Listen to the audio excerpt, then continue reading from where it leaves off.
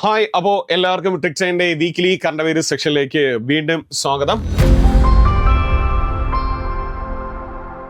അപ്പോൾ നമുക്ക് ഈ ആഴ്ചയിലെ പ്രധാനപ്പെട്ട ആനുകാലിക വിഷയങ്ങളിലോട്ടാണ് നമ്മൾ എന്ത് ചെയ്യുന്നത്, ക്ലാസ്സിൽ പോകുന്നത്. അപ്പോൾ നമുക്ക് ക്ലാസ്സിലിട്ട് മെല്ലെ പ്രവേശിക്കാം. ആദ്യ ചോദ്യം എന്ത് എന്നുള്ളതാണ്. പുതുതായി രൂപീകരിക്കാൻ പോകുന്ന കേരളത്തിലെ 2 ജില്ലകൾ ഏതൊക്കെയെന്നാണ്. അങ്ങനെ നമ്മളെ കേരളത്തിലെ 14 ജില്ലകൾ പോരാഞ്ഞിട്ട് 2 ജില്ലകൾ മാത്രമല്ല, അവരുടെ റിപ്പോർട്ടൊക്കെ നോക്കുകയാണെങ്കിൽ വീണ്ടും 2 ജില്ലയും കൂടി വരാനൊക്കെ പോകുന്നു എന്നുള്ളതായിരുന്നു. പക്ഷേ 2 ജില്ലകൾക്കാണ് ഇപ്പം പ്രാധാന്യം നൽകുന്നു എന്നുള്ളതാണ്. അങ്ങനെ കേരളത്തിൽ പുതുതായിട്ട് വരുന്ന 2 ജില്ലകൾ ഏതൊക്കെയെന്നാണ് ആദ്യ ചോദ്യം. പുതുതായി രൂപീകരിക്കാൻ പോകുന്ന കേരളത്തിലെ 2 ജില്ലകൾ, അതിലൊന്ന് തിരൂർ, മറ്റൊന്ന് മൂവാറ്റുപുഴ. അല്ലെ, മലപ്പുറം ജില്ല വിഭജിച്ച് എന്ത് ചെയ്യുന്നു, വീണ്ടും അവിടെ മഞ്ചേരി എന്ന് പറയുന്ന ഒരു ജില്ലയും, തിരുവനന്തപുരം ജില്ല വിഭജിച്ച് നെയ്യാറ്റിൻകര, അല്ലെ, നെയ്യാറ്റിൻകര എന്ന് പറയുന്ന ജില്ലയും വരാൻ പോകുന്നു എന്നുള്ളതാണ് മറ്റൊരു സത്യം. പക്ഷേ പുതുതായിട്ട് രൂപീകരിക്കാൻ പോകുന്ന കേരളത്തിലെ 2 ജില്ലകൾ ഏതൊക്കെയെന്ന് ചോദിച്ചാൽ പറഞ്ഞ ഏതൊക്കെയാണ്, അതിലൊന്ന് തിരൂർ, മറ്റൊന്ന് മൂവാറ്റുപുഴ. അല്ലെ, മലപ്പുറം ജില്ലയിലാണ് തിരൂര്, മൂവാറ്റുപുഴ എറണാകുളമാണ് മൂവാറ്റുപുഴ. പക്ഷേ 2 ജില്ലകൾ കൂടി വരും എന്നുള്ളതായിരിക്കും നമുക്കിപ്പോൾ കിട്ടിയിരിക്കുന്ന ഒരു റിപ്പോർട്ട്. പക്ഷേ ഇപ്പോൾ ജില്ലകൾ കൂടുകയാണെങ്കിൽ നമുക്ക് കൂടുതൽ കാര്യങ്ങൾ പഠിക്കേണ്ടി വരും. അതിനു മുമ്പേ ജോലിയൊക്കെ കിട്ടി എന്ത് ചെയ്യുക, പോവുക എന്നുള്ളതാണ്. രണ്ടാമത്തെ ചോദ്യം ഇതാ. അടുത്തിടെ ലോക പൈതൃക പട്ടികയിൽ ഉൾപ്പെടുത്തുവാൻ കേന്ദ്ര സർക്കാർ നിർദ്ദേശിച്ച ആലപ്പുഴയിലെ പ്രദേശം ഏത് എന്നുള്ളതാണ്. നോക്കൂ, വർക്കലയിലെ ഹിൽസ്, അല്ലെ, വർക്കല ഹിൽസ് എല്ലാം യുനെസ്കോ പൈതൃക പട്ടികയിലൊക്കെ കൊണ്ടുപോയിരിക്കുകയാണ്. അതിനുശേഷം എന്താ, കേന്ദ്ര സർക്കാർ റിപ്പോർട്ട് പ്രകാരം ലോക പൈതൃക പട്ടികയിൽ ഉൾപ്പെടുത്താൻ പോകുന്ന നമ്മുടെ കേരളത്തിലെ പ്രദേശം ഏത് എന്ന് ചോദിക്കുകയാണെങ്കിൽ കുട്ടനാടാണ്. നമ്മൾ മുന്നേ ഈ ഇടയ്ക്ക് കുട്ടനാടിനെ പറ്റി ഒരു 2-3 ക്ലാസ്സിലൊക്കെ നമ്മൾ കുട്ടനാടിനെ പറ്റി നമ്മൾ ചർച്ച ചെയ്തൊരു പ്രധാനപ്പെട്ട ഒരു കാര്യം, SIR നടപ്പിലാക്കുന്ന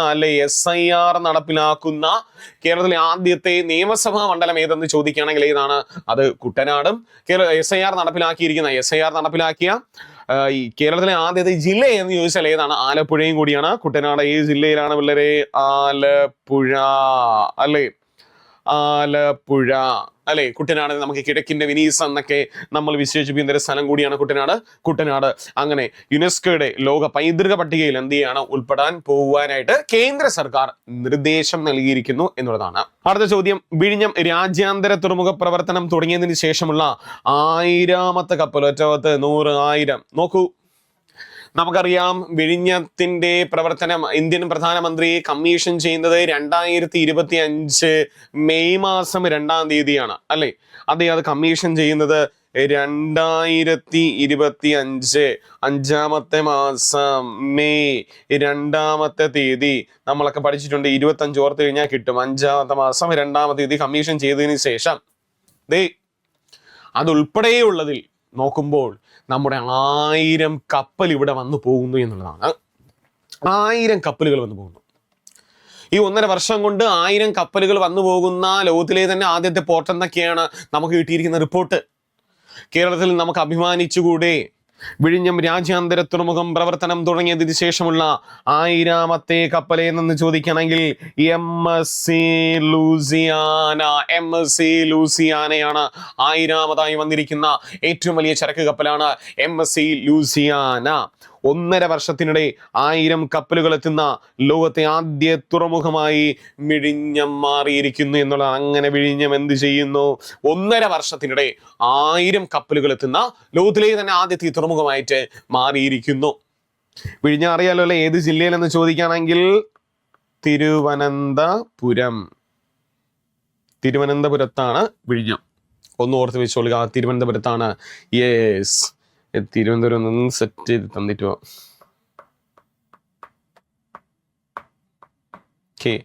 തിരുവനന്തപുരത്താണ് നമ്മുടെ എന്ത് ചെയ്യുന്നത്, വിഴിഞ്ഞം പോർട്ട് സ്ഥിതി ചെയ്യുന്നത്. അടുത്തൊരു നിയമനമാണ്, കേരളത്തിന്റെ പുതിയ ചീഫ് സെക്രട്ടറി ആര് എന്നുള്ളതാണ്. നമ്മൾ നേരത്തെ കേരളത്തിലെ മന്ത്രിമാരും ഒപ്പം കേരളത്തിലെ വകുപ്പുകളും ഇതെല്ലാം നമ്മൾ കോഡ് സഹിതം പോയിട്ടുണ്ട്. കേരളത്തിലെ പുതിയ ചീഫ് സെക്രട്ടറി ആരെന്ന് ചോദിക്കുകയാണെങ്കിൽ ബിശ്വനാഥ് സിൻഹ എന്നുള്ളതാണ്. ബിശ്വനാഥ് സിൻഹ കേരളത്തിന്റെ പുതിയ ചീഫ് സെക്രട്ടറി ആയിട്ട് ചുമതലയേറ്റിരിക്കുന്നു.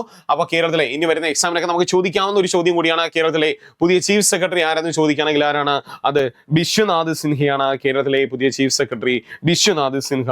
അടുത്തൊരു ചോദ്യം എന്താ നോക്കിക്കോ, ഒരു ഇമ്പോർട്ടന്റ് ചോദ്യം, വെരി ഇമ്പോർട്ടന്റ് ചോദ്യമാണ്. ഇനി വരുന്ന എക്സാമിന് നമ്മൾ പ്രതീക്ഷിക്കാവുന്ന ഒരു ചോദ്യം കൂടിയാണ്. ഒരു മലയാളി വംശജൻ അല്ലെങ്കിൽ ഒരു മലയാളിത നമ്മുടെ അന്താരാഷ്ട്ര ബഹിരാകാശ നിലയത്തിലേക്ക് യാത്ര ചെയ്യുന്നു. ചോദ്യമായി അന്താരാഷ്ട്ര ബഹിരാകാശ നിലയത്തിലേക്ക് യാത്ര ചെയ്യുന്ന ആദ്യ മലയാളി വംശജൻ അനിൽ മേനോൻ.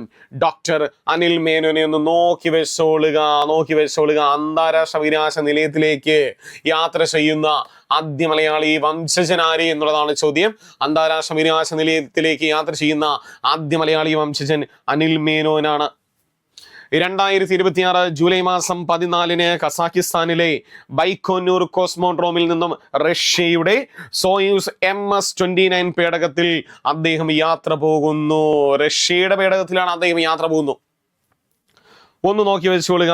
അന്താരാഷ്ട്ര ബഹിരാകാശ നിലയത്തിലേക്ക് യാത്ര ചെയ്യുന്ന ആദ്യ മലയാളി വംശജൻ ആരെന്ന് ചോദിച്ചാൽ അത് അനിൽ മേനോനാണ്. നോക്കി വെച്ചോളുക. ഒരു മലയാളി വംശജനാണ്. അന്താരാഷ്ട്ര ബഹിരാകാശ നിലയത്തിലേക്കാണ് യാത്ര ചെയ്യുന്നു. പേര് അനിൽ മേനോൻ. പഠിക്കാൻ സിമ്പിൾ ആണ്, അനിൽ മേനോൻ. അടുത്ത ചോദ്യം ഇതാ അല്ലേ, അടുത്തൊരുതാ ചോദ്യം. ലഡാക്കിലെ ഹിമപ്പുലികളെയും അവിടുത്തെ മലയോര പരിസ്ഥിതിയും സംരക്ഷിക്കുന്നതിനായി ലഡാക്ക് ഭരണകൂടം അടുത്തിടെ രൂപീകരിച്ച പുതിയ ഔദ്യോഗിക സംഘടന അല്ലെ. ലഡാക്കിലെ ഹിമപ്പുലികളെയും ഒപ്പം അവിടുത്തെ മലയോര പരിസ്ഥിതിയെല്ലാം സംരക്ഷിക്കുവാനായിട്ട് ലഡാക്ക് ഭരണകൂടം ഒരു സംഘടന രൂപീകരിച്ചു. ആ സംഘടനയുടെ പേര് ഷാൻ എന്നാണ്. SHAN, snow leopard and high altitude nature conservation society എന്നുള്ളതാണ് ഷാന്റെ ഫുൾ ഫോം. നമുക്കറിയാം ലഡാക്ക് എന്ന് പറയുന്നത് ഒരു കേന്ദ്രഭരണ പ്രദേശമാണ് അല്ലെ. നിലവിൽ അവിടെ ലെഫ്റ്റനന്റ് ഗവർണർ ആരെന്ന് ചോദിക്കുകയാണെങ്കിൽ അത് വിനയ് കുമാർ സക്സേനയാണ്. നിലവിൽ അവിടുത്തെ ലെഫ്റ്റനന്റ് ഗവർണർ. ഈ ഔദ്യോഗിക സംഘടനയുടെ നേതൃത്വം നൽകുന്നതും ആര് തന്നെയാണ്? വിനയ് കുമാർ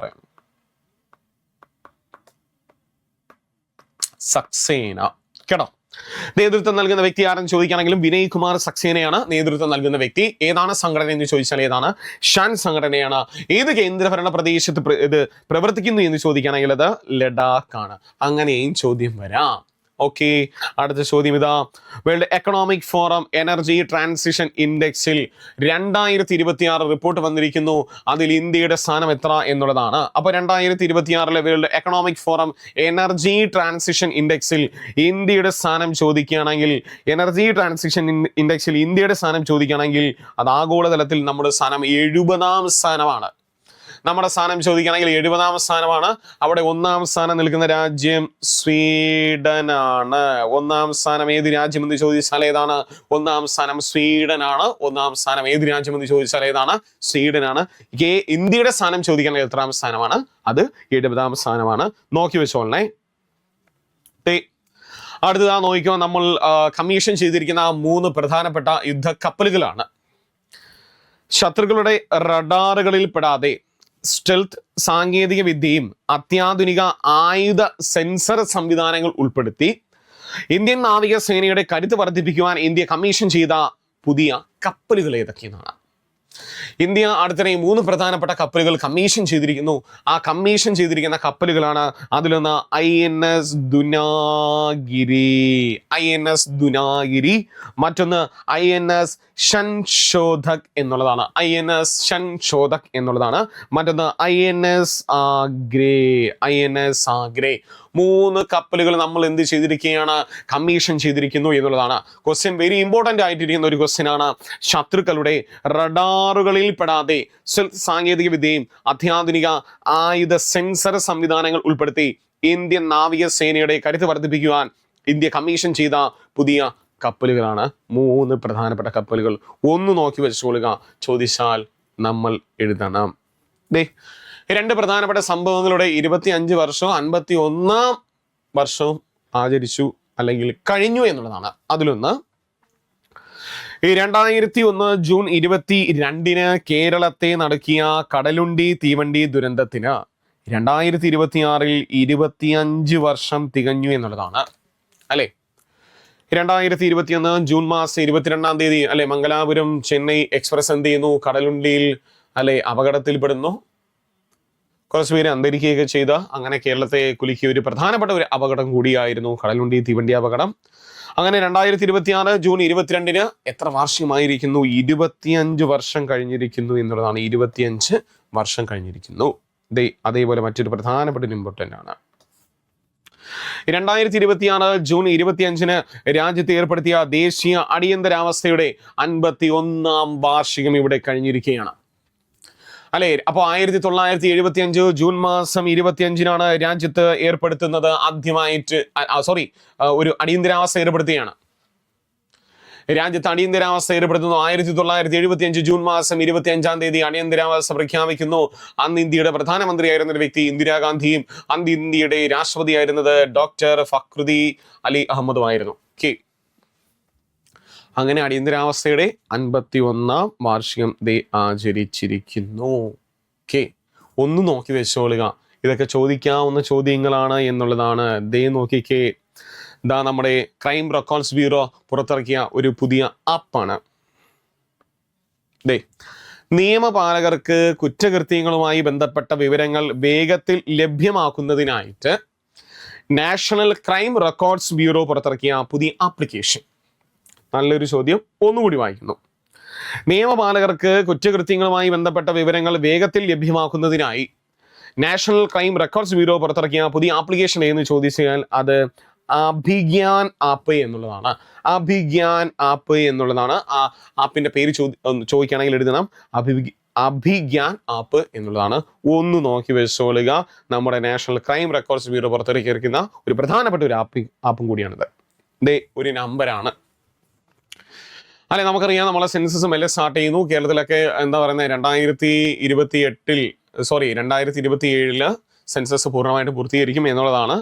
സെൻസസ് സംബന്ധമായിട്ടുള്ള സംശയങ്ങൾക്കും വിവരങ്ങൾക്കുമായി കേന്ദ്ര സർക്കാർ നടപ്പിലാക്കിയ ടോൾ ഫ്രീ നമ്പർ എത്ര എന്നുള്ളതാണ്. അങ്ങനെ കേന്ദ്ര സർക്കാർ ഒരു toll free help line number പുറത്തിറക്കി. ആ toll free help line number 1855 എന്നുള്ളതാണ് അല്ലെ. 1855. ആ നമ്പറിന്റെ പ്രത്യേകത, സെൻസസുമായി ബന്ധപ്പെട്ട വിവരങ്ങൾ എന്ത് ചെയ്യാം, നമുക്ക് ചോദിച്ച് മനസ്സിലാക്കാൻ വേണ്ടി പുറത്തിറക്കിയിരിക്കുന്ന ഒരു ടോൾ ഫ്രീ നമ്പറാണ്. ഈ നമ്പറൊക്കെ നിങ്ങൾ നോക്കി വെച്ചോണം കേട്ടോ. ഒരു GI ടാഗ് ലഭിച്ച മധ്യപ്രദേശിൽ നിന്നുമുള്ള ഒരു ഉൽപ്പന്നമാണ്. നോക്കിയോ, മധ്യപ്രദേശിൽ നിന്നും ഏറ്റവും ഒടുവിൽ GI ടാഗ് ലഭിച്ച പ്രധാന കാർഷിക ഉൽപ്പന്നം ഏതെന്ന് ചോദിച്ചാൽ അത് ഗുരാസാനി ഇംലി എന്ന ഒരു പുളിയിനം വിഭാഗത്തിൽ പെടുന്ന ഒരു സാധനമാണ്. ഈ ഗുരാസാനി ഇംലി എന്ന് പറയുന്ന ഒരെണ്ണം ഫ്രൂട്ട്സ് ആണ് എന്നാണ് അവർ പറയുന്നത്. അതിനെന്ത് ചെയ്യുന്നു, GI ടാഗ് ലഭിച്ചിരിക്കുന്നു. ക്വസ്റ്റ്യൻ നമ്മളോട് തിരിച്ചു ചോദിക്കാം, ഗുരാസാനി ഇംലി ഏത് സംസ്ഥാനത്തിൽ നിന്നും GI ടാഗ് ലഭിച്ച കാർഷിക ഉൽപ്പന്നം എന്ന് ചോദിച്ചാൽ അത് മധ്യപ്രദേശാണ്. അങ്ങനെയും ചോദിക്കാം, അങ്ങനെയും ചോദ്യങ്ങൾ ചോദിച്ചിട്ടുള്ളതാണ്. നോക്കി വെച്ചോളുക, ഗുരാസാനി ഇംലി ഏത് സംസ്ഥാനത്തിൽ നിന്നും GI ടാഗ് ലഭിച്ചു എന്ന് ചോദിച്ചാൽ ഏതാണ്, മധ്യപ്രദേശിലാണ്. ഒരു പ്രധാനപ്പെട്ട ചോദിക്കാം. അങ്ങനെ ഇന്ത്യയിൽ നിന്നും ആദ്യമായിട്ട് ഒരു സ്വകാര്യ സ്വർണ്ണഖനി പ്രവർത്തനം ആരംഭിക്കുന്നു. സ്വകാര്യ സ്വർണ്ണഖനി 2026 ജൂണിൽ പ്രവർത്തനം ആരംഭിച്ച ഇന്ത്യയിലെ ആദ്യത്തെ സ്വകാര്യ സ്വർണ്ണഖനി ഏതെന്ന് ചോദിച്ചാൽ അത് ജൊന്നാഗിരി എന്ന് പറയുന്നത്. ജൊന്നാഗിരി ഏത് സ്റ്റേറ്റിൽ എന്ന് ചോദിച്ചു കഴിഞ്ഞാൽ അത് ആന്ധ്രാപ്രദേശ് കേട്ടോ. ആന്ധ്രാപ്രദേശിലാണ് ജൊന്നാഗിരി. അങ്ങനെ ഇന്ത്യയിൽ തന്നെ ആദ്യമായിട്ട് ഒരു സ്വകാര്യ സ്വർണ്ണഖനി വരുന്നു. ജൊന്നാഗിരി ഏത് സ്റ്റേറ്റിൽ എന്ന് ചോദിക്കുകയാണെങ്കിൽ അത് ആന്ധ്രാപ്രദേശിലാണ്. ഈ ചോദ്യം ഞാനൊരു റെഡ് ലൈൻ കൊണ്ട് അടയാളപ്പെടുത്തിയിട്ട് പോകുന്നു. ക്വസ്റ്റ്യൻ PSCക്ക് ചോദിക്കാവുന്ന ഒരു പ്രധാനപ്പെട്ട ചോദ്യങ്ങളിൽ ഒന്നാണ് നമ്മുടെ ജൊന്നാഗിരി സ്വർണ്ണഖനി. വീണ്ടും ഒരു റാങ്കിങ് ആണ്. 2026 പുറത്തുവിട്ട ഗ്ലോബൽ സ്റ്റാർട്ടപ്പ് എക്കോസിസ്റ്റം റിപ്പോർട്ടിൽ ഒന്നാമതെത്തിയിരിക്കുന്നത് സിലിക്കൺ വാലിയാണ്. അമേരിക്കയിലെ സിലിക്കൺ വാലി അവിടെ ഒന്നാമതെത്തി എന്നുള്ളതായിരുന്നു. ക്വസ്റ്റ്യൻ എന്തിലായിരുന്നു? ഗ്ലോബൽ സ്റ്റാർട്ടപ്പ് എക്കോസിസ്റ്റം റിപ്പോർട്ടിൽ ഒന്നാമതെത്തിയിരിക്കുന്നത് സിലിക്കൺ വാലി അല്ലെ. അവിടെ ഇന്ത്യയിൽ നിന്നും 2 പ്രദേശങ്ങൾ ആദ്യത്തെ 50-നകത്തുണ്ട് എന്നുള്ളതാണ്. ഇന്ത്യയിൽ നിന്നും 2 പ്രദേശങ്ങൾ ആദ്യത്തെ 50-നകത്തുണ്ട്. അതിലൊന്ന് ബാംഗ്ലൂരു 15-ാം സ്ഥാനത്താണ്. അപ്പൊ 2026 പുറത്തുവിട്ട ഗ്ലോബൽ സ്റ്റാർട്ടപ്പ് എക്കോസിസ്റ്റം റിപ്പോർട്ടിൽ ഇന്ത്യയിൽ നിന്നും ഉൾപ്പെട്ട അല്ലെങ്കിൽ ബാംഗ്ലൂരിന്റെ സ്ഥാനം എത്രയെന്ന് ചോദിക്കുകയാണെങ്കിൽ 15 ബാംഗ്ലൂരിന്റെ സ്ഥാനം 15 സ്ഥാനമാണ്. ഇന്ത്യയുടെ തലസ്ഥാനമായിരിക്കുന്ന ഡൽഹി നമുക്കിവിടെ 31 സ്ഥാനമാണ്. 1 സ്ഥാനം സിലിക്കൺ വാലിയാണ് മണിപ്പൂരിന്. ബാംഗ്ലൂരിന് 15, ഡൽഹിക്ക് 31 സ്ഥാനമാണ്. ഡൽഹിക്ക് 31 സ്ഥാനമാണ്. നോക്കി വെച്ചോളുക. അതേ ഒരു പേര്, ഒരു റെക്കോർഡ്സുമായി ഒരു വ്യക്തി വന്നിരിക്കുകയാണ്. ലോകത്തിലെ ഏറ്റവും നീളം കൂടിയ പേരിനുള്ള റെക്കോർഡ് സ്വന്തമാക്കിയിരിക്കുന്ന വ്യക്തി ആര് എന്നുള്ളതാണ്. ലോകത്തിലെ ഏറ്റവും നീളം കൂടിയ പേരിനുള്ള റെക്കോർഡ് സ്വന്തമാക്കിയിരിക്കുന്ന വ്യക്തിയുടെ പേര് വളരെ ചുരുക്കി കിട്ടിയിരിക്കുന്നു അല്ലെ. ലോറൻസ് വാട്കിൻസിൻ എന്നാണ് അദ്ദേഹത്തിന്റെ പേര്. ലോറൻസ് വാട്കിൻസിൻ. ലോറൻ വാട്കിൻസിന് അദ്ദേഹത്തിന്റെ മുഴുവൻ പേരെഴുതാൻ ഏകദേശം 2253 അതിലധികം അക്ഷരങ്ങൾ അദ്ദേഹത്തിന് പേര് വേണം എന്നുള്ളതാണ് അല്ലേ. കല്യാണക്കുറി അടിച്ചിരുന്നെങ്കിൽ ഊപ്പാട് വന്നേനെ എന്നുള്ളതാണ് വലിയൊരു സത്യം. ന്യൂസിലാൻഡുകാരനായിരിക്കുന്ന ഇദ്ദേഹത്തിന് നോക്കൂ, ലോറൻസ് വാട്കിൻസിൻ. ഈ നല്ല പേരുണ്ടായിരുന്നു. പോരാഞ്ഞിട്ട് ഇതാ നോക്കൂ, അദ്ദേഹത്തിന് മുഴുവൻ പേരെഴുതാനായിട്ട് 2253 ഇംഗ്ലീഷ് ലെറ്റേഴ്സ് വേണം എന്നുള്ളതാണ്. ഒന്ന് നോക്കി വെച്ചോളുക. നമ്മളെ എന്താ പറയുന്നത്, വളരെ നടുക്കിയിരിക്കുന്ന മറ്റൊരു പ്രധാനപ്പെട്ട ഭൂകമ്പമാണ് കഴിഞ്ഞ ദിവസങ്ങളിൽ റിപ്പോർട്ട് ചെയ്തിരിക്കുന്നത് അല്ലേ. 2026 ജൂൺ മാസം 25-ന് 7.1 7.5 തീവ്രത രേഖപ്പെടുത്തിയ ശക്തമായ 2 ഭൂചലനങ്ങൾ ഉണ്ടായ ലാറ്റിൻ അമേരിക്കൻ രാജ്യം അത് വെനസ്വേലയാണ് അല്ലേ. ഒട്ടനവധി ആൾക്കാർ മരിച്ചു എന്നുള്ളതാണ് പറഞ്ഞിരിക്കുന്നത്. ഒട്ടനവധി ആൾക്കാരൊക്കെ മരിച്ചു അല്ലേ.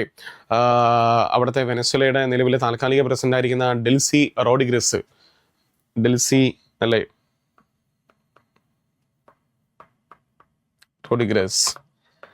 അവിടെ എന്ത് ചെയ്യുന്നു, അടിയന്തരാവസ്ഥയൊക്കെ പ്രഖ്യാപിച്ചിരിക്കുകയാണ്. വെനസ്വേലയിൽ അവർ കണ്ടതിൽ വെച്ച് ഏറ്റവും വലിയ 2ാമത്തെ ഭൂചലനം എന്നുള്ളതാണ് അവർ റിപ്പോർട്ട് ചെയ്തിരിക്കുന്നു എന്നുള്ളതാണ്. അപ്പോൾ ഇതൊന്ന് നോക്കി വെച്ചോളൂ കേട്ടോ. 2026 ജൂൺ 25-ന് 7.1 7.5 തീവ്രത രേഖപ്പെടുത്തിയ ശക്തമായിരിക്കുന്ന 2 ഭൂചലനങ്ങൾ ഉണ്ടായ ലാറ്റിൻ അമേരിക്കൻ രാജ്യം ഏതെന്ന് ചോദിച്ചാൽ ഏതാണ്? വെനസ്വേലയാണ്. ഈ വെനസ്വേലയോടൊപ്പം അതേ ദിവസം ഒരു ഏഷ്യൻ രാജ്യത്തിൽ ഭൂചലനം ഉണ്ടായി. ഒന്ന് കമന്റ് ചെയ്തേക്കാവോ ഏതാണ് രാജ്യം എന്നുള്ളത്? ഏഷ്യൻ രാജ്യമാണ്. ഏഷ്യൻ രാജ്യത്തിൽ ഭൂചലനം ഉണ്ടായി എന്നുള്ളതാണ്. പക്ഷേ കൂടുതൽ റിപ്പോർട്ട് പോയിരിക്കുന്നത് വെനസ്വേലയിലാണ്. ആ ഏഷ്യൻ രാജ്യത്ത് വലിയ നാശനഷ്ടങ്ങൾ ഉണ്ടായിട്ടൊന്നും റിപ്പോർട്ടില്ല. നോർമലി അവിടെ ഭൂചലനങ്ങൾ ഉണ്ടാവുന്നതൊക്കെ കൊണ്ട് അതിനെ അതിജീവിച്ച് പല സിറ്റുവേഷൻ അതിജീവിച്ച് വന്ന രാജ്യം കൂടിയായതുകൊണ്ട് അവർക്കൊരു വലിയ പ്രശ്നങ്ങൾ ഉണ്ടായില്ല എന്നുള്ളതായിരുന്നു. ഒന്ന് കമന്റ് ചെയ്തേക്കുക കേട്ടോ. ഓക്കെ, ബാ അടുത്ത ചോദ്യത്തിലൂടെ പോകുന്നു പിള്ളേരെ. വീണ്ടും ഒരു ഇന്ത്യക്കാരൻ ലോകത്തിന്റെ നെറുകയിൽ ഒരു മേധാവിയായി ചുമതലയേറ്റ ഒരു ചോദ്യമാണ്. വാട്സാപ്പ് ആപ്പിന്റെ പുതിയ ആഗോള മേധാവിയായി ചുമതലയേറ്റ വ്യക്തി ആര് എന്ന് ചോദിക്കുകയാണെങ്കിൽ അദ്ദേഹത്തിന് ഒരൊറ്റ പേരേ ഉള്ളൂ, കുനാൽ ഷാ അല്ലെ. കുനാൽ ഷാ. നമ്മളെപ്പോഴും വാട്സാപ്പ് ഫേസ്ബുക്ക് ഇങ്ങനെ ഇരിക്കും അല്ലെ, അങ്ങനെ ചിന്തിച്ചാലും മതി. കുനാൽ ഷാ ബാംഗ്ലൂർ ആസ്ഥാനമായിട്ട് 2018 പ്രവർത്തിച്ചിരുന്ന ഇന്ത്യൻ ഫിൻടെക് സ്റ്റാർട്ടപ്പ് ആയിരിക്കുന്ന ക്രെഡിന്റെ സ്ഥാപകൻ കൂടിയാണ് കുനാൽ ഷാ അല്ലെ. ക്രെഡ് 2018 ബാംഗ്ലൂരിൽ ആസ്ഥാനമായിട്ട് ബാംഗ്ലൂർ ആസ്ഥാനമായി പ്രവർത്തിക്കുന്ന ഒരു IT കമ്പനിയും കൂടിയാണ് ക്രെഡ്. അതിന്റെ സ്ഥാപകൻ കൂടിയായിരുന്ന കുനാൽ ഷായാണ് എന്ത് ചെയ്യുന്നത്, ഇനി വാട്സാപ്പിന്റെ പുതിയ ആഗോള മേധാവിയായി നിയമിതനായിരിക്കുന്ന ഒരു വ്യക്തി. ആ കാര്യം കൂടി എന്ത് ചെയ്യുക, നിങ്ങൾ ഇവിടെ ഒന്ന് നോട്ട് ചെയ്ത് വെച്ചോളുക. അടുത്ത ചോദ്യം നിയമനമാണ്. മുന്നേ ഉണ്ടായിരുന്ന വ്യക്തിയെ വീണ്ടും 3 വർഷത്തേക്ക് നിയമിച്ചു. നമ്മളൊക്കെ സംബന്ധിച്ച് പഠിക്കുന്നവർക്ക് വളരെ വലിയൊരു ഉപകാരം കൂടിയാണ്. കാര്യം മുന്നേ ഉണ്ടായിരുന്ന തന്നെ നിയമിക്കണമെങ്കിൽ പുതിയ ആളെ പേര് പഠിക്കണ്ട എന്നുള്ളതാണ് അല്ലേ. ഇന്ത്യയുടെ സോളിസിറ്റർ ജനറലായി തുഷാർ മേത്തയെ നോക്കൂ 3 വർഷത്തേക്ക് കൂടി കേന്ദ്ര സർക്കാർ വീണ്ടും നിയമിച്ചിരിക്കുന്നു. അപ്പം നിലവിൽ ഇന്ത്യയുടെ സോളിസിറ്റർ ജനറൽ ആര് തന്നെയാണ്? തുഷാർ മേത്തയാണ്. അദ്ദേഹത്തിന് വീണ്ടും 3 വർഷത്തേക്ക് എന്ത് ചെയ്യണം, നിയമിച്ചിരിക്കുന്നു എന്നുള്ളതാണ്. ആ ഒരു കാര്യമാണ് ജസ്റ്റ് ഒന്ന് നോക്കി വെച്ചുകൊള്ളുക എന്നുള്ളതാണ്.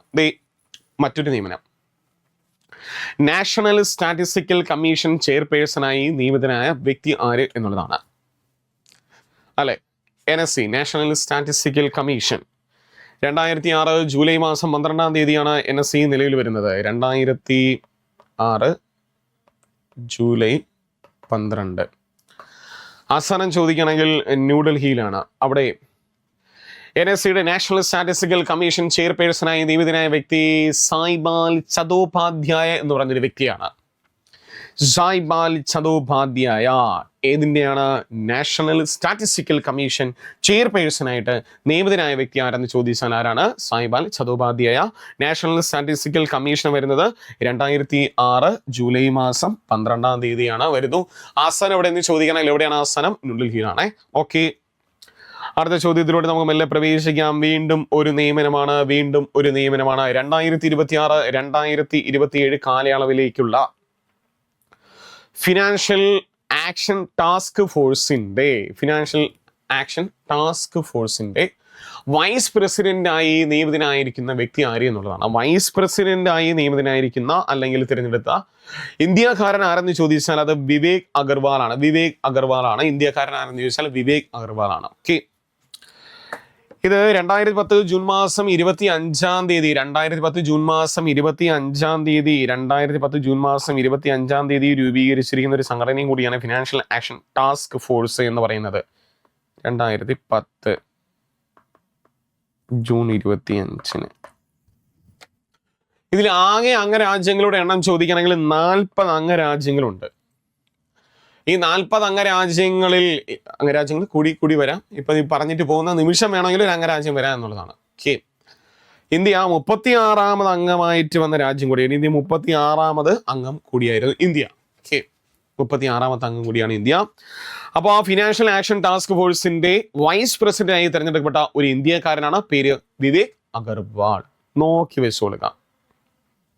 വീണ്ടും ഒരു നിയമനമാണ്, അല്ലെങ്കിൽ അതിനുവേണ്ടി പ്രവർത്തിക്കുന്ന ഒരു വ്യക്തി ആര് എന്നുള്ളതാണ്. നോക്കൂ, ഗാസയിലെ പലസ്തീൻ കുട്ടികൾക്ക് നേരെയുള്ള ഇസ്രായേൽ ആക്രമണങ്ങൾ വംശഹത്യയുടെ ഭാഗമാണെന്ന് കണ്ടെത്തിയ UN അന്വേഷണ കമ്മീഷന്റെ അധ്യക്ഷനായി പ്രവർത്തിക്കുന്ന ഇന്ത്യൻ ജഡ്ജി ആര് എന്നുള്ളതാണ്. ഓക്കെ, അങ്ങനെ ഗാസയിലെ പലസ്തീൻ കുട്ടികൾക്ക് നേരെ ഇസ്രായേൽ ആക്രമണങ്ങൾ വംശഹത്യയുടെ ഭാഗമാണെന്ന് കണ്ടെത്തിയിരിക്കുന്ന UN അന്വേഷണ കമ്മീഷന്റെ അധ്യക്ഷനായി പ്രവർത്തിക്കുന്ന ഇന്ത്യൻ ജഡ്ജി ആരെന്ന് ചോദിക്കുകയാണെങ്കിൽ അത് ശ്രീനിവാസൻ മുരളീധരൻ.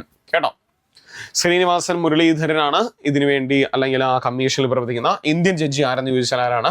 അത് ശ്രീനിവാസൻ മുരളീധരനാണ്.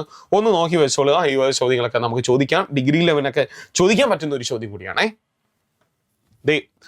2026 ജൂണിൽ രാജ്യസഭാ കാലാവധി പൂർത്തിയാക്കിയതിനെ തുടർന്ന് രാജിവെച്ച കേന്ദ്ര സഹമന്ത്രി ആര് എന്നുള്ളതാണ്. അല്ലെ, അദ്ദേഹം മലയാളിയും കൂടിയാണ് എന്നുള്ളതാണ് ഇവിടുത്തെ മറ്റൊരു പ്രത്യേകത. ഓക്കെ, നമുക്കറിയാം ജോർജ് കുര്യൻ അങ്ങനെ രാജിവെച്ചിരിക്കുകയാണ്. പത്രമാധ്യമങ്ങളിൽ വാർത്തകളായിരുന്ന ഒരു കാര്യം കൂടിയാണ് ജോർജ് കുര്യൻ 2026 ജൂണിൽ രാജ്യസഭാ കാലാവധിയെ പൂർത്തിയാക്കിയതിനെ തുടർന്ന് രാജിവെച്ച കേന്ദ്ര സഹമന്ത്രി ആരെന്ന് ചോദിച്ചാൽ ആരാണ്? ജോർജ് കുര്യനാണ്. അദ്ദേഹം മൃഗസംരക്ഷണം, ഫിഷറീസ്, ന്യൂനപക്ഷം ഇതൊക്കെ കൈകാര്യം ചെയ്ത സഹമന്ത്രിയാണ്. മൃഗസംരക്ഷണം, ഫിഷറീസ്, പിന്നെ ഏതാ ന്യൂനപക്ഷകാര്യം, ഇതൊക്കെ കൈകാര്യം ചെയ്തിരുന്ന ഒരു മന്ത്രിയും കൂടിയായിരുന്നു ജോർജ് കുര്യൻ. അദ്ദേഹം രാജിവെച്ചിരിക്കുകയാണേ. വീണ്ടും ഒരു രാജി. 2026 ജൂണിൽ രാജിവെച്ച ബ്രിട്ടീഷ് പ്രധാനമന്ത്രി ആര് എന്നുള്ളതാണ്.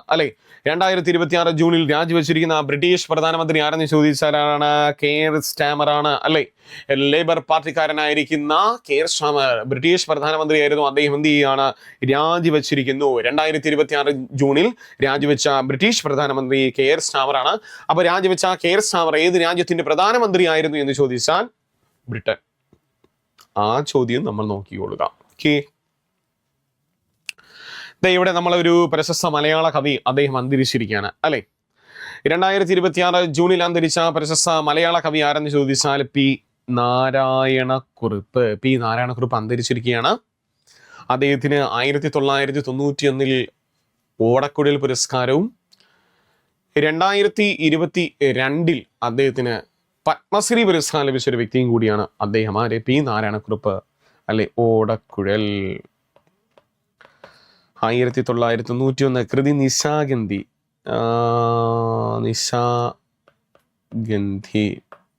പത്മശ്രീ. 2022 അദ്ദേഹത്തിന് പത്മശ്രീ ലഭിച്ചു. പി നാരായണക്കുറുപ്പ് അന്തരിച്ചിരിക്കുകയാണ്. ഒന്ന് നോക്കി വെച്ചോളുക. 91 നിശാഗന്ധി എന്ന് പറയുന്ന കൃതി അദ്ദേഹത്തിന് ഓടക്കുഴൽ പുരസ്കാരം നേടിക്കൊടുത്ത കൃതിയാണ്. അപ്പോൾ ഈ ആഴ്ചയിലെ പ്രധാനപ്പെട്ട ദിനങ്ങളാണ്. നമുക്ക് 1-2 പ്രധാനപ്പെട്ട ദിനങ്ങൾ നമുക്ക് ഇപ്രാവശ്യം നോക്കിയിട്ട് പോയേ പറ്റൂ എന്നുള്ളതാണ് അല്ലേ. ലോക അഭയാർത്ഥി ദിനം അല്ലെ, റെഫ്യൂജീസ് ഡേ ആയിട്ട് നമ്മൾ ആചരിക്കുന്നത് എല്ലാ വർഷവും ജൂൺ മാസം 20-ാം തീയതി നമ്മൾ എന്ത് ചെയ്യുന്നു, ലോക അഭയാർത്ഥി ദിനമായിട്ട് ആചരിക്കുന്നു എന്നുള്ളതാണ് അല്ലേ. ഏറ്റവും കൂടുതൽ അഭയാർത്ഥികൾ എത്തുന്ന ലോകത്തിലെ രാജ്യം ഏതെന്ന് ചോദിക്കുകയാണെങ്കിൽ ഇറാനാണ് കേട്ടോ. ഇറാൻ UN കണക്ക് പ്രകാരമാണ്. ഇറാൻ, രണ്ടാമത് തുർക്കിയാണ്. ഏറ്റവും കൂടുതൽ അഭയാർത്ഥികൾ എത്തുന്ന രാജ്യം ഇറാനും, രണ്ടാം സ്ഥാനം ചോദിക്കുകയാണെങ്കിൽ തുർക്കിയുമാണ്. ഓക്കെ, ഇപ്രാവശ്യത്തെ ലോക അഭയാർത്ഥി ദിനത്തിന്റെ പ്രമേയം എന്തെന്ന് ചോദിച്ചാൽ എല്ലാവരും സുരക്ഷിതരാകുന്നത് വരെ അല്ലെ, until everyone is safe എന്നുള്ളതാണ്. Until everyone is safe എന്നുള്ളതാണ് ഇപ്രാവശ്യത്തെ പ്രമേയം. എല്ലാവരും സുരക്ഷിതരാകുന്നത് വരെ എന്നുള്ളതാണ് അഭയാർത്ഥി ദിനത്തിന്റെ പ്രമേയം. എന്നാണ് ലോക അഭയാർത്ഥി ദിനമായിട്ട് ആചരിക്കുന്നത് എന്ന് ചോദിച്ചാൽ അത് ജൂൺ മാസം 20 നോക്കി വെച്ചോളുക. അന്താരാഷ്ട്ര യോഗാ ദിനം അല്ലെ, ഇന്റർനാഷണൽ യോഗ ഡേ ആയിട്ട് നമ്മൾ ആചരിക്കുന്നത് എന്നുള്ളതാണ് അല്ലെ.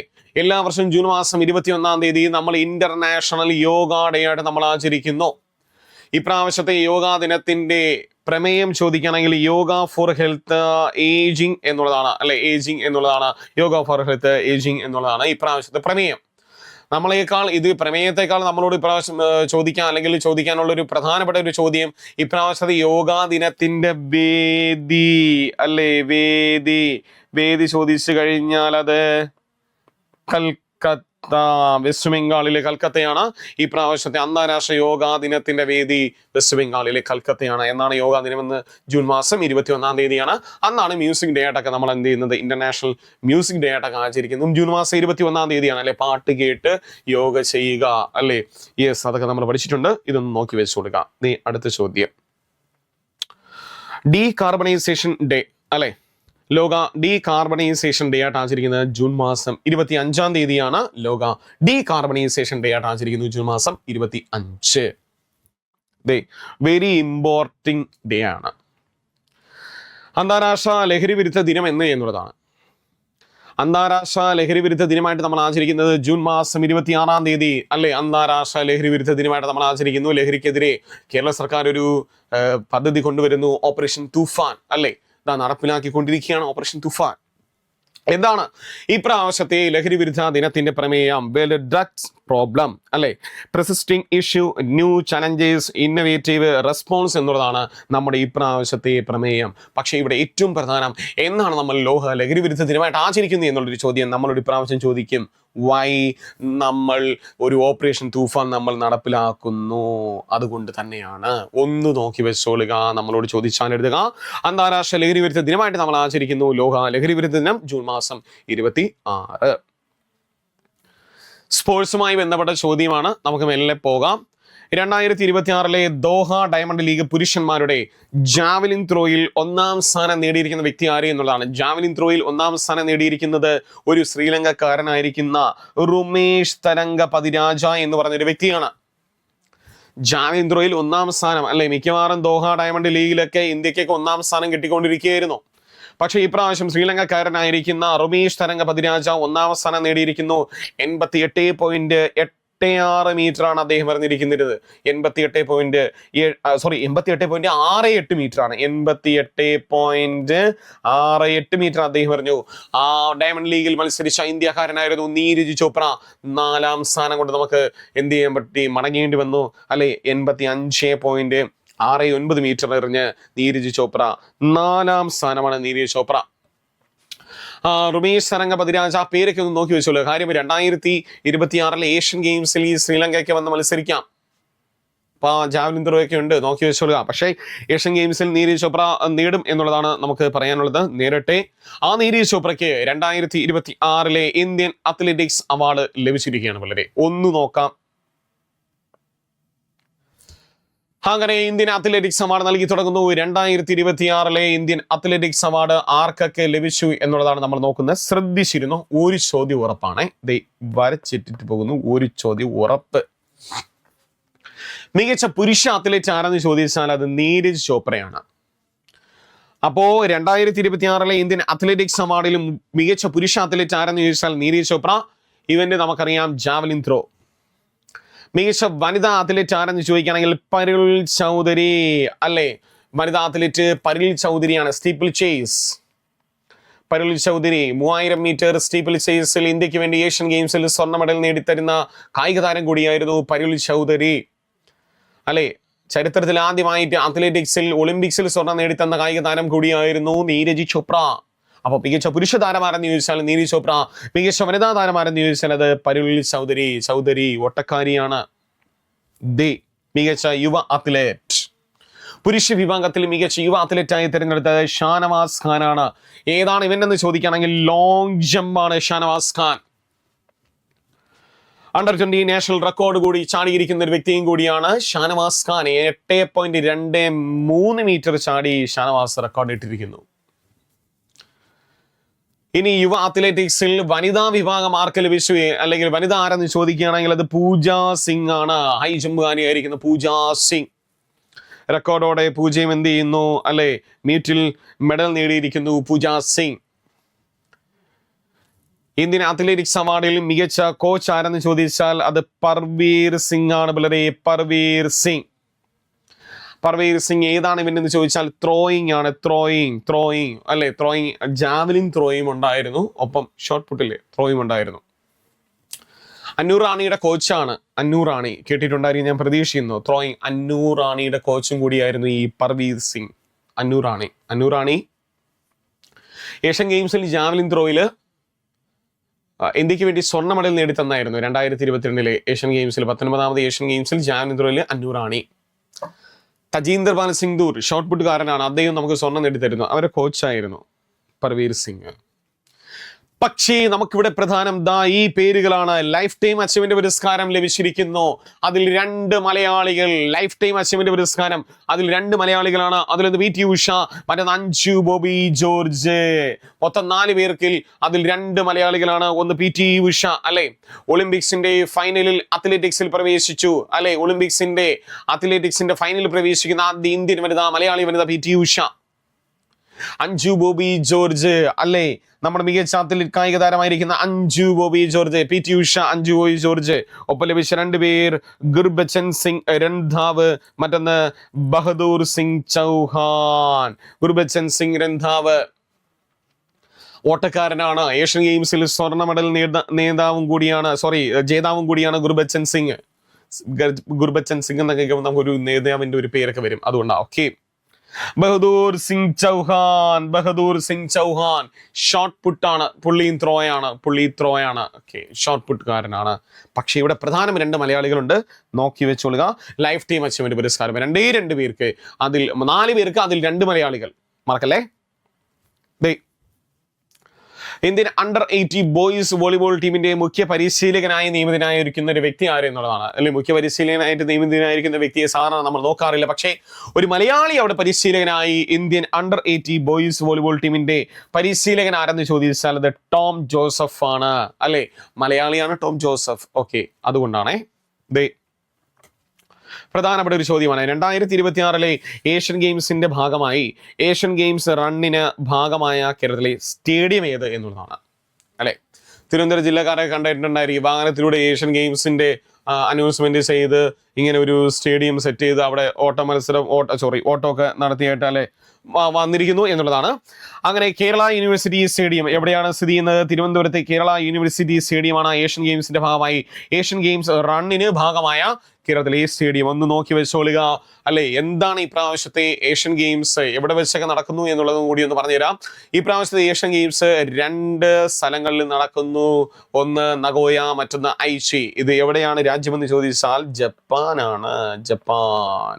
ഇനി മറ്റൊരു കാര്യം, ഇപ്രാവശ്യത്തെ ഏഷ്യൻ ഗെയിംസിന്റെ ഔദ്യോഗിക ഭാഗ്യചിഹ്നം ഏതെന്ന് ചോദിക്കുകയാണെങ്കിൽ ഏതാണ്? ഹോണോഹോൺ ആണ് പിള്ളേരെ. ഹോണോഹോൺ അല്ലെങ്കിൽ ഹോണോഹോൺ. ഇതാണ് ഭാഗ്യചിഹ്നം. ഹോണോഹോൺ ഇതാണ് ഭാഗ്യചിഹ്നമായിട്ട് വന്നിരിക്കുന്നത്. ആക്കെ ഒന്ന് നോക്കി വെച്ചോളുക. ഭാഗ്യചിഹ്നമൊക്കെ ചോദിക്കും. ഫുട്ബോളുമായി ബന്ധപ്പെട്ട അല്ലെ റെക്കോർഡ്സ് ഇങ്ങനെ വന്നുകൊണ്ടിരിക്കുകയാണ്. ഫുട്ബോളുമായി ബന്ധപ്പെട്ട പ്രധാനപ്പെട്ട ഒരു ചോദ്യം, 2026 ഫിഫ ലോകകപ്പ് ചരിത്രത്തിൽ ഏറ്റവും കൂടുതൽ മത്സരങ്ങൾ കളിച്ച ഗോൾ കീപ്പറാണ്. ഏറ്റവും കൂടുതൽ മത്സരങ്ങൾ കളിച്ച ഗോൾ കീപ്പർ റെക്കോർഡ് സ്വന്തമാക്കിയ വ്യക്തി ആരെന്ന് ചോദിക്കുകയാണെങ്കിൽ അത് മാനുവൽ നോയലാണ്. ജർമ്മൻകാരനായിരിക്കുന്ന അല്ലെ ജർമ്മൻ പ്ലെയർ ആയിരിക്കുന്ന മാനുവൽ നോയർ ആണ് ഏറ്റവും കൂടുതൽ ഫിഫ ലോക ഫുട്ബോൾ കളിക്കുന്ന ഗോൾ കീപ്പർ എന്ന റെക്കോർഡ് സ്വന്തമാക്കിയിരിക്കുന്നു. ഇനി നമുക്ക് പറയാൻ ഇതിനകത്ത് റെക്കോർഡ്സുകളുണ്ട്. ദാ നോക്കിക്കോ, തുടർച്ചയായ 6 ഫിഫ ലോകകപ്പിലും ഗോൾ അടിക്കുന്ന ആദ്യ താരം റൊണാൾഡോ. തുടർച്ചയായ 6 ഫിഫ ലോകകപ്പിലും ഗോൾ അടിക്കുന്ന ആദ്യ താരമാരെന്ന് ചോദിക്കുകയാണെങ്കിൽ റൊണാൾഡോയാണ്. എന്നാൽ ഫിഫ ഫുട്ബോൾ ലോകകപ്പ് ചരിത്രത്തിൽ ഏറ്റവും കൂടുതൽ ഗോളുകൾ നേടിയിരിക്കുന്ന താരമാരെന്ന് ചോദിച്ചാൽ അത് ലയണൽ മെസ്സി. 18 ഗോളുകൾ നേടി. അർജന്റീനിയൻ താരമായിരിക്കുന്ന ലയണൽ മെസ്സി 18 ഗോളുകൾ നേടി എന്നുള്ളതാണ്. നിലവിൽ 18 ഗോളുകൾ നേടിയിരിക്കുന്നു. അടുത്തടിക്കുമ്പോൾ കൂടും. അപ്പൊ രണ്ട് കാര്യങ്ങളാണ്. ആ 2 കാര്യം എന്ത് ചെയ്യുക? ഒന്ന് നോക്കി വെച്ചോളുക എന്നുള്ളതാണ്. അത് ഫിഫ ലോകവുമായി ബന്ധപ്പെട്ട് മറ്റൊരു പ്രധാനപ്പെട്ട ഒരു കാര്യം. ഫിഫ പുരുഷ ലോകം നിയന്ത്രിക്കുന്ന 2ാമത്തെ വനിതാ റഫറി ആര് എന്നുള്ളതാണ്. ഫിഫ പുരുഷ ലോകം നിയന്ത്രിക്കുന്ന 2ാമത്തെ വനിതാ റഫറിയാണ് ടോറി പെൻസോ. അമേരിക്കക്കാരിയാണ്. അമേരിക്ക. അപ്പോ ഫിഫ ലോക നിയന്ത്രിക്കുന്ന ആദ്യ അമേരിക്കൻ വനിതാ റഫറി ആരെന്ന് ചോദിച്ചാൽ അത് ടോറി പെൻസോയാണ്. ചെക്ക് റിപ്പബ്ലിക് ഒപ്പം ദക്ഷിണാഫ്രിക്ക അല്ലെ ചെക്ക് റിപ്പബ്ലിക് ദക്ഷിണാഫ്രിക്ക എന്നീ രാജ്യങ്ങളുടെ കളിയാണ് ആര് നിയന്ത്രിച്ചത്? ടോറി പെൻസോ നിയന്ത്രിച്ചു അല്ലെ. 2022 ഫിഫ ലോക നിയന്ത്രിച്ച സ്റ്റെഫാനി ഫെപ്പാർട്ടാണ് അല്ലെ. സ്റ്റെഫാനി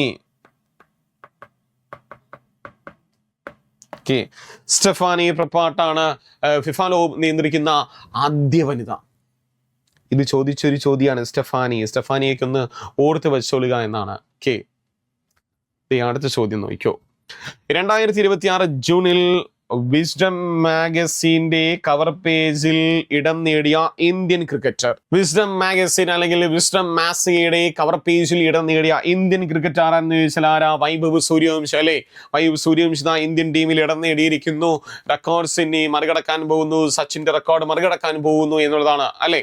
സച്ചിന്റെ റെക്കോർഡ് ഏറ്റവും പ്രായം കുറഞ്ഞ അല്ലെങ്കിൽ ഏറ്റവും പ്രായം കുറവിൽ ഇന്ത്യൻ ടീമിൽ കളിക്കുന്ന കളിക്കാരൻ ആരെന്ന് ചോദിച്ചാൽ ഇനി സച്ചിൻ അല്ല, അത് വൈഭവ് സൂര്യവംശിയാണ്. 5 6 30 5 4 20 അല്ല, ഒരു ബോൾ എന്തോ സംഭവിച്ചു പോയി. അങ്ങനെ 11 ബോളിൽ നിന്ന് 50 റൺസ്. 100 അല്ല 50. 50 അടിച്ച് അങ്ങനെ 11 ബോളിൽ നിന്ന് 50 അടിച്ചിരിക്കുകയാണ്. ആരടിച്ചിരിക്കുന്നു പിള്ളേരെ? വൈഭവ് സൂര്യവംശി, ശ്രീലങ്കയ്ക്കെതിരെ അല്ലെ. യെസ്. എന്ത് പാടാന്തോ. ഇതാ നോക്കിക്കോ, 2026 FIH ഇന്റർനാഷണൽ ഹോക്കി ഫെഡറേഷന്റെ വനിതാ ഹോക്കി നേഷൻസ് കപ്പ് ജേതാക്കൾ ആര് എന്നുള്ളതാണ്. നമ്മൾ ഈ ഫിഫ ഫുട്ബോളിന്റെ പുറകെ പോകുമ്പോൾ ഇന്ത്യ ഇവിടെ നോക്കിക്കോ, നമ്മൾ ഹോക്കി നേടിയിരിക്കുന്നു. അങ്ങനെ വനിതാ ജേതാക്കൾ ആരെന്ന് ചോദിച്ചു കഴിഞ്ഞാൽ ഇന്ത്യയാണ്. ന്യൂസിലാൻഡിനെ പരാജയപ്പെടുത്തി ഇന്ത്യ വിജയിച്ചിരിക്കുന്നു എന്നുള്ളതാണ്. അങ്ങനെ 2026 ഇന്റർനാഷണൽ ഹോക്കി ഫെഡറേഷന്റെ വനിതാ ഹോക്കി നേഷൻസ് കപ്പ് ജേതാക്കൾ ആരെന്ന് ചോദിക്കുകയാണെങ്കിൽ ആരാണ്? ഇന്ത്യയാണ്. നിലവിൽ ഇന്ത്യൻ വനിതാ ഹോക്കി ടീം ക്യാപ്റ്റൻ വനിതാ ഹോക്കി ടീം ക്യാപ്റ്റൻ ആര് എന്നുള്ളതാണ് ഇവിടുത്തെ ചോദ്യം. ഒന്ന് കമന്റ് ചെയ്തേക്കുക. നിലവിൽ ഇന്ത്യൻ വനിതാ ഹോക്കി ടീം ക്യാപ്റ്റൻ ഒന്ന് കമന്റ് ചെയ്തേക്കുക എന്നുള്ളതാണ്. യെസ്, ഞാൻ ഹർമൻപ്രീത് സിംഗ് പറയാൻ വേണ്ടിയിട്ട്. ഹർമൻപ്രീത് സിംഗ് പുരുഷ ഹോക്കി ടീം ക്യാപ്റ്റൻ ആണ്. വനിതാ ഹോക്കി ടീം ക്യാപ്റ്റൻ ഞാൻ തന്നെ പറയാം, സലിമ ടെറ്റ. ഒന്ന് നോക്കി വെച്ചോളൂ കേട്ടോ. സലിമ ടെറ്റയാണ് വനിതാ ഹോക്കി ടീം ക്യാപ്റ്റൻ. പെട്ടെന്ന് കിട്ടിയില്ല. സലിമ ടെറ്റ. അപ്പൊ ഇന്നത്തേക്ക് ഞാനിപ്പോൾ മെല്ലെ വൈൻഡപ്പ് ചെയ്യണം. ഇന്നത്തേക്ക് ഞാനൊന്ന് മെല്ലെ വൈൻഡപ്പ് ചെയ്യുന്നു. ഇതുവരെ പറഞ്ഞിരിക്കുന്ന കാര്യങ്ങൾ നിങ്ങൾ ഏകദേശം ഓക്കെയാണെന്ന് പ്രതീക്ഷിക്കുന്നു. ട്രിക് ട്രെയിനിന്റെ ടെലിഗ്രാം ചാനലിൽ നമ്മളിതിന്റെ PDF കാര്യങ്ങളൊക്കെ നൽകുന്നതായിരിക്കും. അപ്പോൾ അടുത്ത ആഴ്ച മറ്റൊരു ക്ലാസ്സുമായിട്ട് നമുക്ക് വീണ്ടും കാണാം. അതുവരേക്കും all the best. Thank you.